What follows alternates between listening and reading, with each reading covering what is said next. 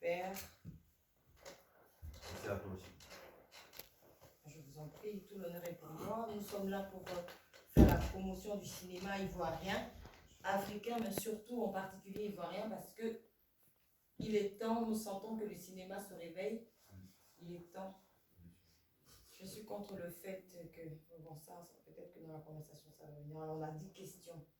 Maintenant, les 10 questions, il y en a d'autres qui peuvent se rajouter spontanément au fil de ce qu'on va se dire et tout. Là, je viens de constater qu'il y a le piano, vous chantez. Donc, c'est une autre question spontanée qui va rentrer, mais c'est juste une petite causerie, hein, rien de compliqué, d'accord? On va parler fort, on va mettre tous nos téléphones sur silence, et puis c'est bon. Merci, bonjour à tous et merci d'être sur Fréquence 2. Nous sommes bien dans Silence ça tourne. Action. Tiens, toi, tu me vas tirer. Toi, tu as commencé encore. Faut quitter là-bas. Mais c'est pas qui t'a dit de baisser. Faut aller loin, fais rien, toi. Il y a Audi là, mais c'est moi, il prend volant. Ah, t'as pris un volant, c'est il y a moi, il connaît du latin hier. Il dit que toi, tu vois rien.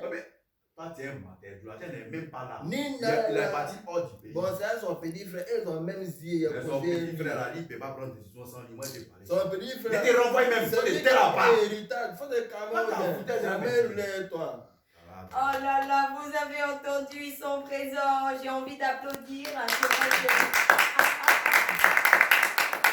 Le cinéma ivoirien est en marche avec ces deux jeunes messieurs qui sont présents dans les studios. Merci d'avoir répondu oui. Vous savez de qui il s'agit, on sait. Mais quand la tête est là, le genou ne porte pas le chapeau. On va vous laisser vous présenter à vos fans et à tous les auditeurs de Fréquence 2. Bonjour. Alors bonjour à tous, c'est Yapo Aboviateur dans le rôle de Souris. Bonjour, c'est Abdul Karim Konaté, comédien, dans le rôle de Série. Alors, Série et Souris. Souris. Ah, donc c'est Série et Souris. Ah, donc, tu ne savais pas. Ah, je savais, mais il y a quelque chose en tout cas qui vient de s'éclaircir. On est très content en tout cas de vous recevoir. Bonjour, encore bonjour. Alors, comment respectivement vous décidez de prendre le chemin du cinéma? Ça nous intéresse. On va commencer par Souris. Alors moi je viens au cinéma d'abord par, on va dire par détour. Ah. Parce que ce qui me fait venir au cinéma et à la musique, c'est l'envie ou du moins le travail que j'ai voulu entamer pour arrêter de bégayer. Voilà, donc quand j'ai fait des recherches avec l'expérience du Kajim, j'ai appris que la musique était bonne pour le souffle, la tranquillité et aussi le théâtre. Voilà, c'est ce qui m'a fait aimer ce métier et petit à petit, après le baccalauréat en 2005, je m'inscris dans une école du cinéma, la Belle Africa Studio, en fin 2006. Voilà. Et jusque-là, depuis fin 2006, l'aventure n'arrête de continuer. Bien sûr, la difficile aventure n'arrête de continuer, malgré le fait que c'est commencé vraiment difficilement. Difficilement parce que tout est difficile, mais rien n'est impossible, n'est-ce pas? Tout est difficile, certes, mais quand tu n'as pas l'aval des parents tout de suite, voilà, parce qu'on dit, mais l'enfant, il est tellement intelligent, qu'est-ce qu'il va aller faire dans les histoires du théâtre, tout ça. Voilà. On y reviendra, on y reviendra. Bien alors, Série donc, Abdul Karim, comment on va rester dans, comment vous faites la rencontre de la cinématographie? Alors, moi déjà, étant petit, j'aimais décider. Voilà, et quand j'arrive en CM2, je découvre le théâtre. Donc j'ai fait le théâtre scolaire. Et au fur et à mesure, ça me dirige vers le cinéma. Je rencontre l'un de son solo réalisateur. On fait chemin ensemble.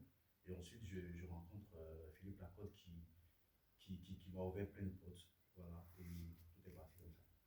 Waouh, super. Donc c'est carrément une belle histoire d'amour avec le cinéma. C'est vraiment extraordinaire. On est très content en tout cas d'entendre tout ça. Mais, Souris, pourquoi les parents ne voulaient pas? C'est pas grave. Mais les parents sont les parents. Pourquoi ils ne voulaient pas vous laisser continuer votre passion? Pourquoi ils étaient fâchés? Pourquoi cette D'accord, on va dire que c'est normal. Un père, quand il, ou du moins les parents, papa et maman, quand ils mettent leur enfant au monde, les parents ont déjà une vision pour l'enfant. Ils connaissent certes ton potentiel, mais ils ont envie que tu ailles un peu plus loin que ça. Voilà. Du coup, Euh, Moi, ça a été particulièrement difficile parce que mon père était professeur. Il a été mon professeur même en classe. De quoi? SVT. D'accord. Sciences de la vie et de la terre. Donc, il me savait très intelligent, premier de classe, tout ça. Et c'est vrai qu'il savait que j'avais ce talent-là.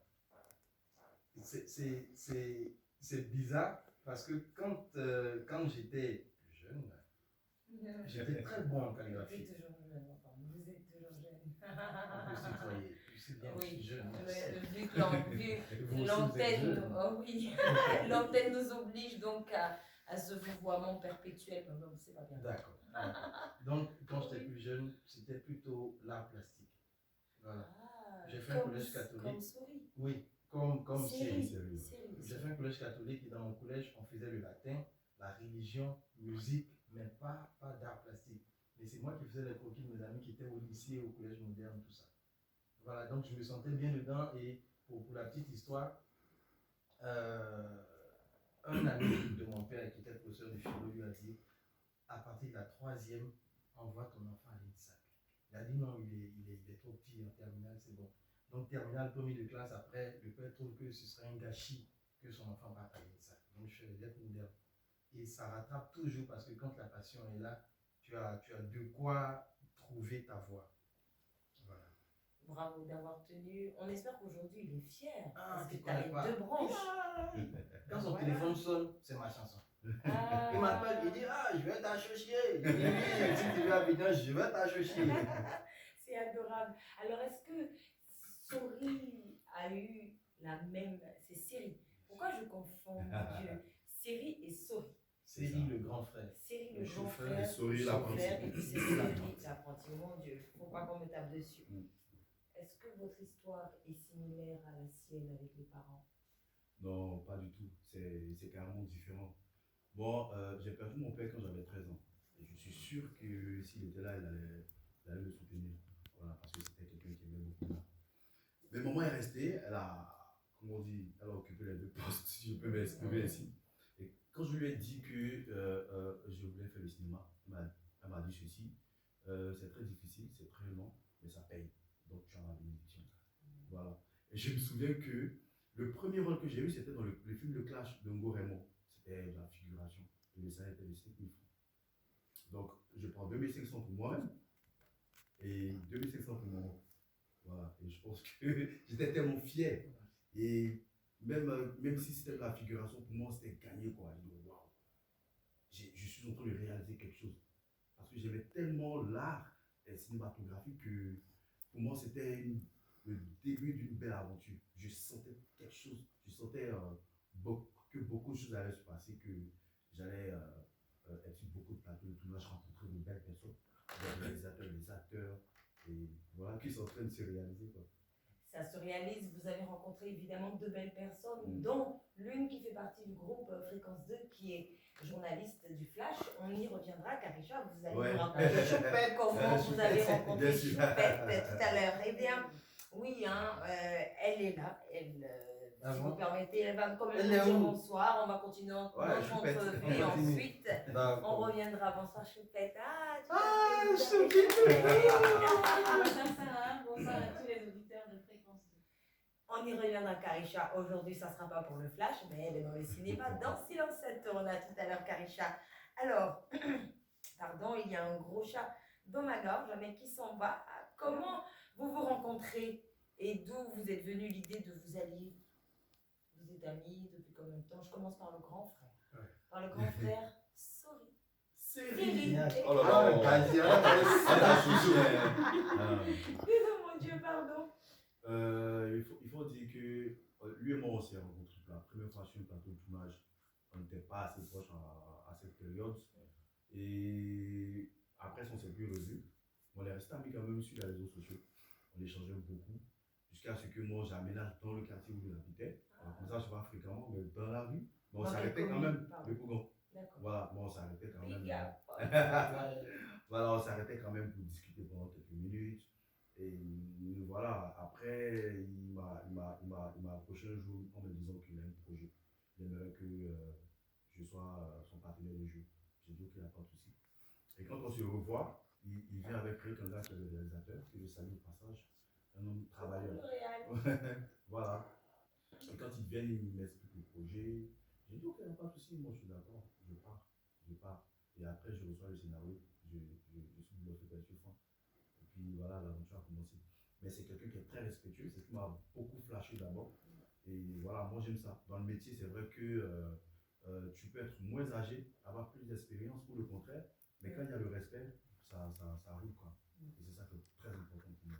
Alors, Sori, qu'est-ce qui t'a attiré, qu'est-ce qui vous a attiré donc chez le grand frère Seri pour vouloir cette collaboration aujourd'hui qui paye et qui ne cessera de payer, bien sûr. Amen. On va dire qu'au début, le réalisateur avait pensé à un autre comédien avec lequel on devait tourner. Et au fil du temps, quand j'ai fait la connaissance plus approfondie d'Abdul Karim, et je pense que c'est sur Cacao qu'on a vraiment scellé les liens, puisqu'on jouait, on était tous deux fils de M. Hassan et Pargas, de la famille Haïté, et ça a été un gros plaisir de bosser ensemble sur ce projet-là. Et je veux dire que c'est partant de là qu'on a vraiment scellé les liens. Et quand on est revenu après le tournage, j'ai dit, bon, Ray, moi, la personne que je vois pour ce rôle-là, c'est Abdou. Il a dit, effectivement, moi-même, j'avais t'en parler. Et c'est comme ça que nous sommes allés, on a rencontré, voilà. Il est quelqu'un de très perfectionniste, il est très professionnel dans ce qu'il fait. Il ne regarde pas au profil, mais il regarde vraiment à la qualité du projet, à la qualité de l'amitié qui se crée autour du projet. Et ça a été un gros plaisir en tout cas de bosser avec lui. Le feeling y est. Comment ne pas sortir de belles choses, bien sûr. Y a-t-il une raison particulière parce qu'on a constaté que vous faites vos jeux autour du transport commun appelé le bras, tu vois, non? Vous êtes constamment dans le bras, tu vois, non? Je prononce bien. Hein? Alors, on va commencer par le petit frère. Alors, Sori, pourquoi toujours tout tourne autour de ça? Est-ce que c'est pour faire passer un message particulier? On va dire, bien sûr, un projet a toujours une vision à court et long terme. Donc déjà, à court terme, c'était de montrer l'état de ce milieu-là, qui est connu de tous les habitants de la Côte d'Ivoire. Et de par la Côte d'Ivoire, toute la sous-région, même ceux qui sont en Europe aujourd'hui, qui ont été sur le territoire, savent un peu les réalités. Ben oui, pour ne pas vous interrompre, moi j'ai lutté, moi j'ai pris Baga, pas beaucoup de fois, mais j'avais la rage de dire en feu que je m'achète ma voiture, je peux pas supporter ça, je peux pas. Voilà. Parce que c'était, comment dire, état par état, le Baga, après le Warren, tu vois, puis le Taser, et après maintenant, tu vois, le côté. Mais vraiment, c'est pas facile parce qu'effectivement, vous démontrez, ils sont impolis. Ils sont impossibles. Impossible. Voilà, que ce soit les chauffeurs, les apprentis Baka, les Nyambros, c'est-à-dire tous ceux qui tournent autour du milieu du transport, ici le transport urbain, rendent quand même en griffe la vie des Ivoiriens un peu compliquée. Mais en même temps, le fait est que quand on a commencé à faire incursion dans ce milieu-là, on a compris que ce n'est pas toujours de leur fait. Souvent, les clients en sont pour quelque chose dans les histoires qui sont créées. Donc, on s'est dit, déjà, mettre à nu ce qui pose problème, que ça vienne du client, que ça vienne du chauffeur, de l'apprenti, peu importe. On met à nu ce qui se passe dans ce milieu-là. Et après, à long terme, apporter quelques petites solutions et surtout faire un clin d'œil par rapport à la cohésion sociale. D'accord. Alors moi, je vais rebondir sur ce que vous venez de dire avec Siri. Alors, pourquoi ce serait du fait du client? Parce que moi, je ne suis pas d'accord. Quand Sori drague une cliente qui n'a pas envie de lui parler, est-ce que c'est elle qui a provoqué? Il faut donc l'insulter la suite pour la tabasser. Ça vient de quand Sori drague. Mais elle ne veut pas, ça devient un problème pour la cantine. Mais quand une cliente monte avec 2000 francs, et puis je dois enlever 150 et elle ne dit pas avant de monter qu'elle a 2000. Mais il y en a qui le disent. Mais il y en a qui ne le disent pas. D'accord. Mais aussi, il faut dire qu'il y a des clients qui sous-estiment quand même ces apprentis. Parce qu'on se dit qu'ils ne sont pas à l'école. On se dit que c'est parce qu'ils n'ont pas de diplôme ou parce qu'ils n'ont rien à faire qu'aujourd'hui ils sont apprentis. Oui. Mais ils sont frustrés souvent quand c'est comme ça. Voilà, donc ils sont sur leur garde.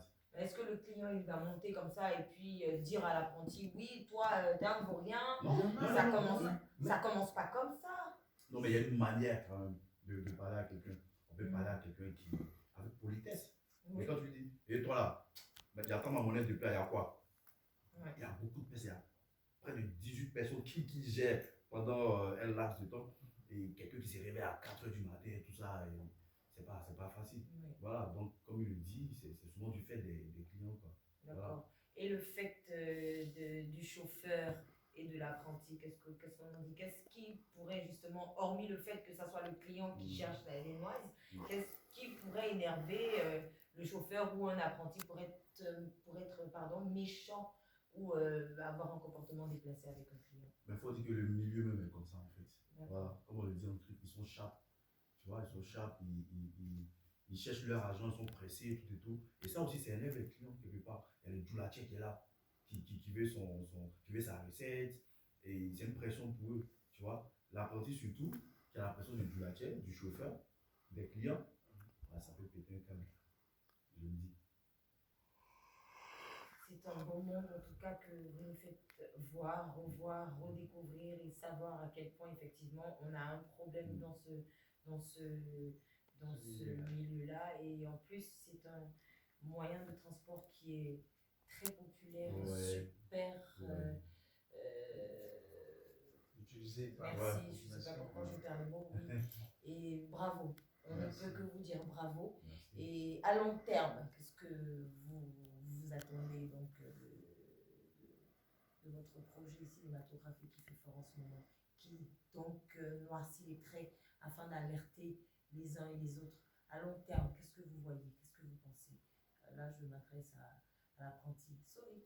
Maintenant, je sais comment faire pour vous départager. Sorry, en anglais, désolé, je trouvais la technique. Et en série, le vieux bébé, donc c'est bon. D'accord. C'est que ce ne soit pas désolé. On va dire à long terme, déjà, comme je le disais, on espère apporter notre pierre à la cohésion sociale. Oui. Et les noms ne sont pas choisis de façon fortuite.